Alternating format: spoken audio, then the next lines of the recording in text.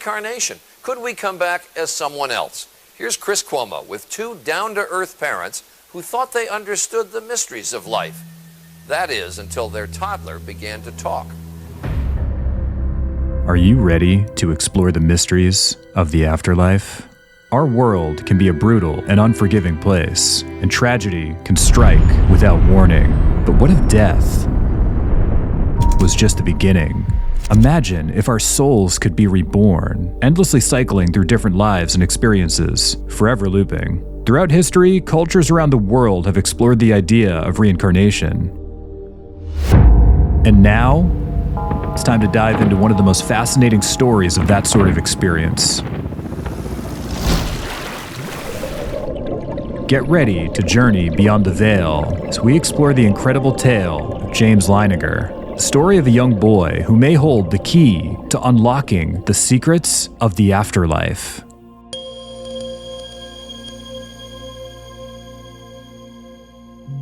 James Leininger was born April 10th, 1998, to parents Bruce and Andrea Leininger. Everything was seemingly normal in James's childhood, and nothing would indicate he was anything more than a healthy child in a happy household, a typical family in America. But then, at 22 months old, while visiting the Cavanaugh Flight Museum in Dallas, something seemed to click in young James's mind, something almost supernatural. James became fixated on the aircraft in the museum, particularly the older World War II-era aircraft. So entranced by the planes, as a matter of fact, that his father had to force the young boy to leave the museum, almost kicking and screaming. This, by itself, would not be that unusual. Imagine yourself as a kid who just wanted 5 more minutes playing Nintendo. But then, more strange occurrences would begin to manifest. When James had turned 2, he began to have vivid nightmares that, to him, were incredibly realistic and profoundly terrifying. The imagination of a young child having incredibly vivid nightmares on a daily basis.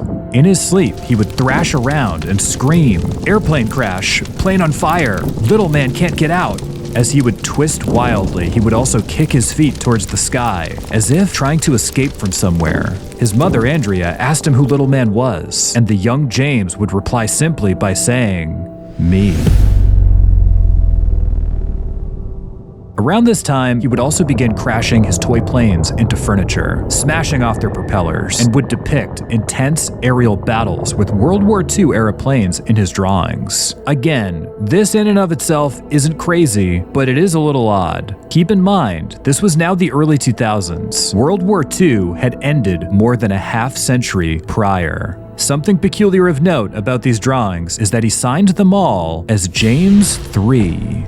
Did this indicate his age? He was around that birthday. When his father asked him what the 3 meant, he replied simply, "He's the 3rd James." He also seemed to know in-depth information about World War II-era aircraft that a young child shouldn't really know. At least, not to that degree, such as correcting his mother when she pointed out a bomb on a toy plane, to which he corrected, "That's not a bomb, Mommy. That's a drop tank."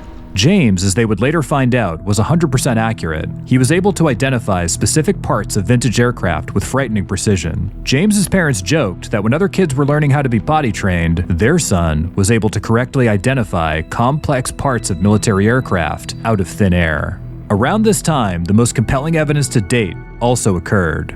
Complex details about a specific individual he had no knowledge of prior, nor could he have known about. He told his parents that in a former life, the one he had now been dreaming of for some time, he had been a pilot named James and he had flown a Corsair fighter plane during World War II.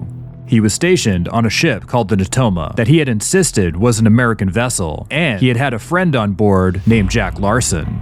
A revelation that made the family's blood run ice cold. He said he had been killed in action near Iwo Jima during a battle in World War II. This was a very young child with this information, but the eerie events did not stop there. Bruce, James's father, had finally decided he needed to investigate what his son was saying. It was far too compelling to not look into. When most kids in the 2000s were happy enough talking about the latest episodes of Power Rangers or Pokemon, here we had a toddler telling his parents details of things he could not possibly have known about. What Bruce found next was nothing short of heart-stopping. It turns out the things that young James had been saying were true. A ship called the Natoma Bay had been deployed for the Battle of Iwo Jima, and a pilot named Jack Larson had served on that ship. Bruce's son had named both the ship and a man whom young James couldn't possibly have known about. While poring over military records and reaching out to survivors of the Natoma Bay, he found the man his son had been having visions of. A man from the past. A man that had served with and been the friend of a pilot named Jack Larson. The man James had been dreaming about, who was the last man to see another pilot alive. The final missing piece of the puzzle was about to be placed. James McCready Houston Jr., who had been declared killed in action while serving as an aviator aboard the Natoma Bay during the Battle of Iwo Jima in March 1945. A military after-action report confirms it. The only detail that seemingly didn't fit was that he was shot down while piloting an FM-2 Wildcat, not a Corsair, the plane that had been so vividly seen in young James's dreams. However, later evidence would show that Houston had indeed piloted Corsairs earlier in the war. Accounts would also show that Houston's fighter plane had indeed been on fire and sank into the sea, according to eyewitness statements from Jack Larson at the time, thus proving young James's visions to be true. Houston had presumably been alive after his plane was hit and was unable to eject from his aircraft, entombed within his burning plane, unable to kick the canopy open and escape as it sank into the ocean, sealing his fate to a watery grave. Sometime later, the young James was also able to recognize a fellow serviceman of Houston's by hearing his voice only, as the man had aged more than 50 years and was now quite old. James was able to correctly identify this man by simply hearing his voice, with no prior knowledge of this person. This was during a reunion of veterans of the Natoma Bay that the child, along with his father, were invited to. The man, Bob Greenwalt, was obviously surprised, but delighted. He, along with many other veterans, commented at the time that young James Leininger bore an uncanny resemblance to the man they knew during the war, James Houston. In addition, James Houston's sister was in attendance at the reunion. She had been introduced as Anne. Incredibly, young James was able to say her name wasn't Anne, it's Annie, and that he had had an older sister, Ruth. In addition to numerous other details about James Houston's childhood, his other childhood.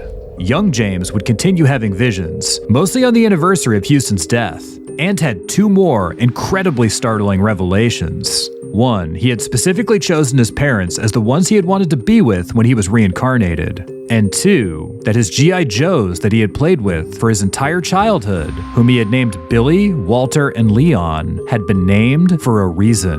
When his parents asked why, what is the reason, the young James said, "Because that's who met me when I got to heaven." The toy soldiers were named after James Houston's real-life friends, Leon Connor, Walter Devlin, and Billy Peeler, who had all died while serving on the Natoma Bay together during World War II. James, now a young adult, has let his past life go and is seemingly at peace with both his former self, his present, and his future. He has made the journey to pay respects to the final resting place of James Houston, and perhaps that's all his past self wanted, to be remembered and not forgotten, and to show us that there may very well be life after death. The true cycle of life that is never broken, and that we go on.